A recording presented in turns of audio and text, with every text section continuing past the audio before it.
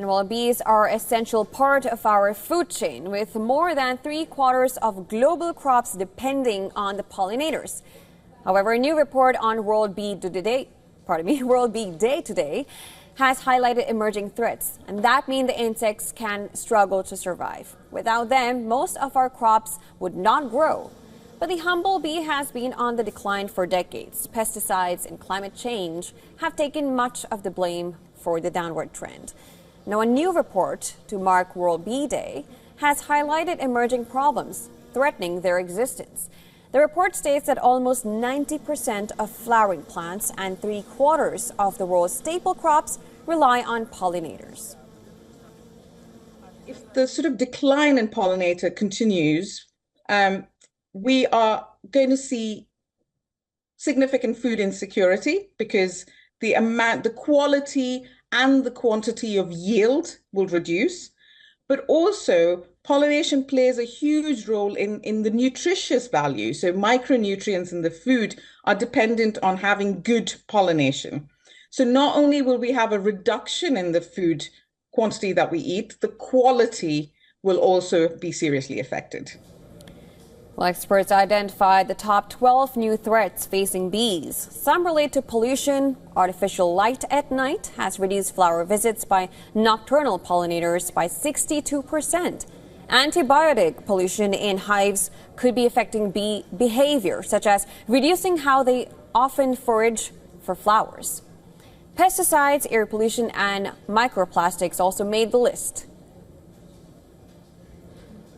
We talk about how pollution is a big issue, right? But what we may not really focus on is the actual specifics of what type of pollution. So, for example, diesel and exhaust fumes, for instance, when they pollute the air, they can also disrupt pollinator-plant interactions. The bees may not be able to kind of identify their best foraging resources. If there's heavy metal pollution in the water or the soil, that may impact behavior of bees. It may even impact their reproductive success or survival. Now, other problems facing bees are more frequent and fierce. Wildfires destroying habitats which cannot recover quickly enough afterwards. Wars like in Ukraine are also harming bees as countries change how they use their land to cope with the pressure of conflict. But the report says it is not too late to save bees. It says things like growing crops with more pollen and nectar laws that limit antibiotics that harm pollinators, transitioning to electric vehicles to cut down on fumes, and creating more flower-rich habitats will go some distance in protecting the creatures. Modern technology can also play a vital role in keeping them safe. I think we need stronger policies and regulations.